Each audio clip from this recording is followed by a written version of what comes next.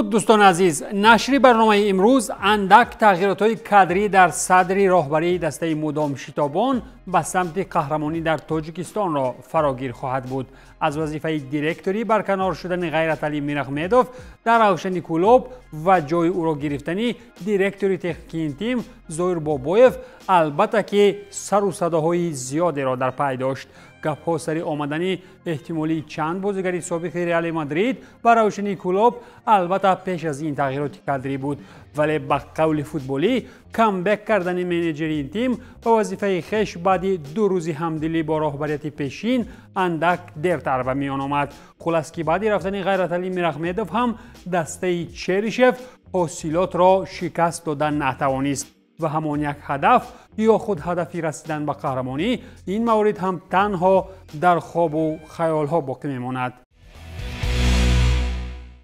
در حالی که چند از سابق بازیگران سابق رئال مادرید و یا هم دستگان آن وقته چریشف به کلوب آمدن نتوانستند، ولی سابق بازیگری باشگاه بارسلونا باشد راه جانب استقلال پیش گرفت. اینجا گپ سر منیر الخدادی می رود که امکانی برآمد در لیگ چمپیونای آسیا را در اختیار گرفته پس از نزانزه و ویسن بنیدر شور و شوق و فشارهای فوتبالی ملک فارس را از نزدیک شاهد شدنی است.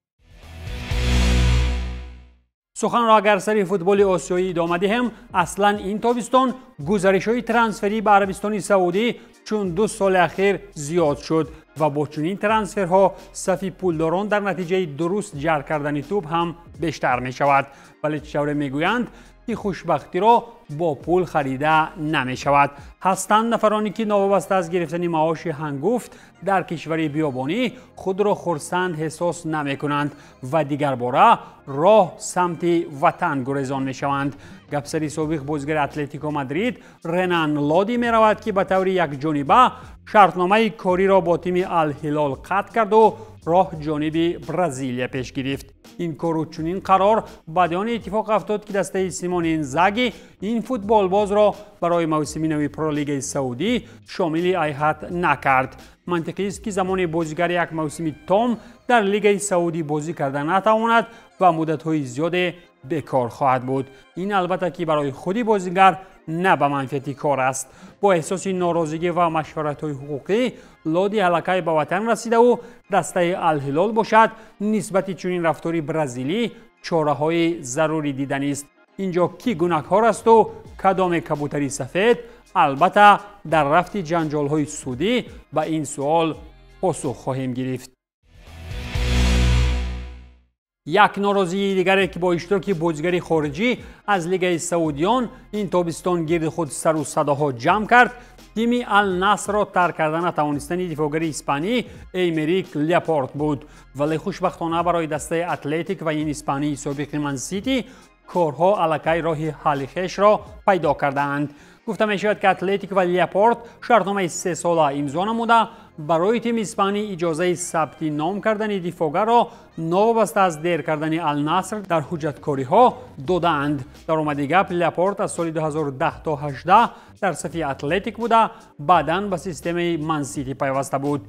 تیمی بحث که الکی عاید ترانسفر دفاعگر 31 ساله اعلان نمود و بعد آن که فیفا نسبت این دسته به قول رحم کرد، اکنون تیمی برادران ویلیامز می توانند در راه رسیدن به مقام‌های بلندتر در لالیگا قدم‌های بزرگتر بمانند.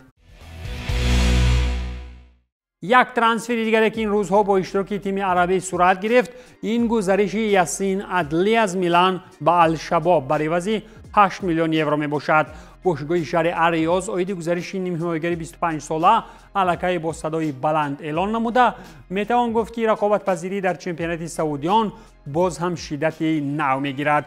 عدلی موسم قبلی طریق اجاره در صف فیورنتینا برآمد کرده. در 26 بازی سری آ این فرانسوی آمار 4 گل و 6 پرتافت گلی را به نامش اختصاص داده است.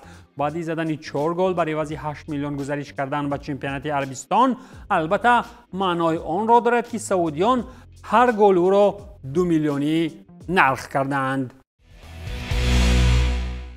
در چمپیونات ترکیه باشد هرچند تیم استانبول به شکل خیر از بشکتاش شکست خورده باشد هم، ولی قبل از این دسته 2 بازیگر از رن و 1 نفر از مارسل فرانسوی را شامل تیم کرد. حملگر برتو ییلدریم و دروازه‌بان داگان علمدار از رن آمده. امین خالد از مرسل آمد و در ترکیه پیراهن نارنجی پوشید. دو نفر آمدگی از رن شرطنامه 4 ساله با بشکشخیر امضا نمودند و نماینده مرسل باشد طریق اجاره آمد.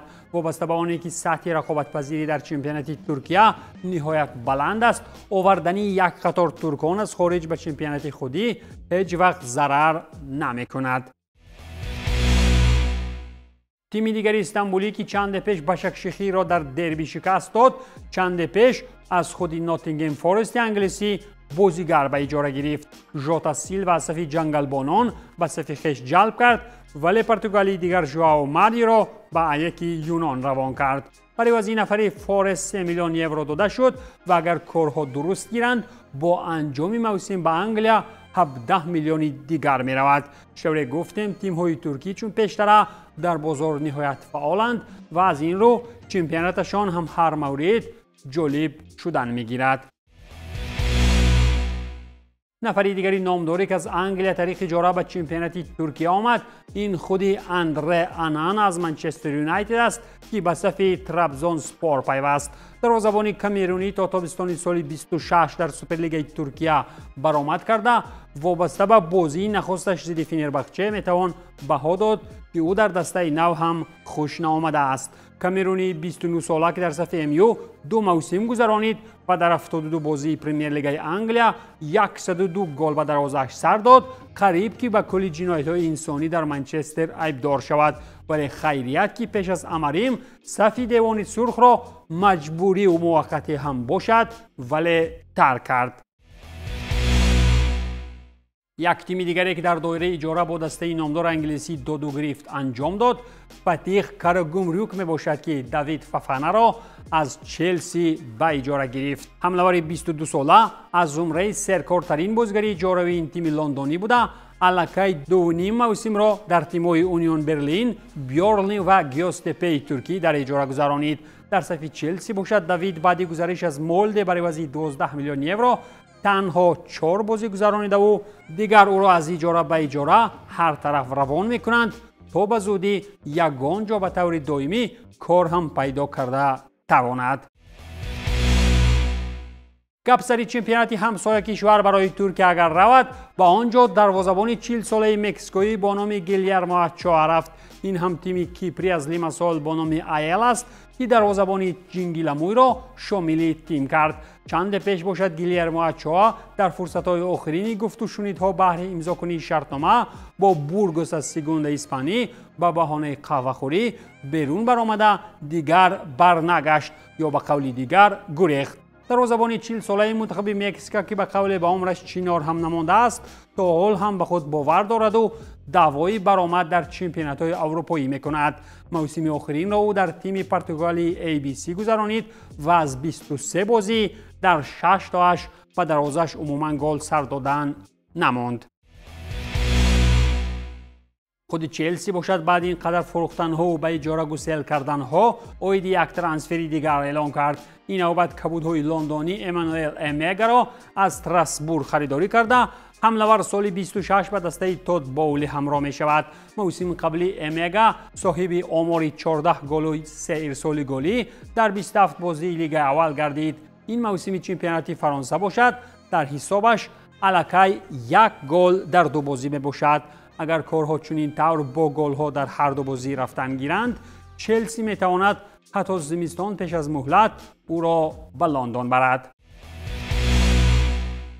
یک نفر دیگر الکی فراموشده از صف MU که آنتونی مارسیال فرانسوی نام دارد، بهره یادآوری از نام خود با آن سوی اقیانوس سفر کرد. آنتونی مارسیال به صف تیم مکزیکوی مونتری پیوسته با دسته سرخیو راموس شرطنامه زیر نقشه 2+1 بست. مارسیال بعد 1 سال بودنش در صف ایک اکنون تلاشی جورگی با راموسی جنجالی کردن است. در صف ایک یونانی باشد آنتونی 29 ساله 7 گل در 19 بازی به ثمر رسانیده اکنون میخواهد که در آن طرف دنیا مهارت سنجی کند. گپ اخیرم این است که پسری رونالدینیوی دستان 2 نفر بزرگ دندان به صف دسته خل سیتی از چمپیونشیپ انگلیس پیوست. بازیگر کناری 20 ساله که ژائو مندس نام دارد در صف تیم یو 21 پلنگان بازی میکند.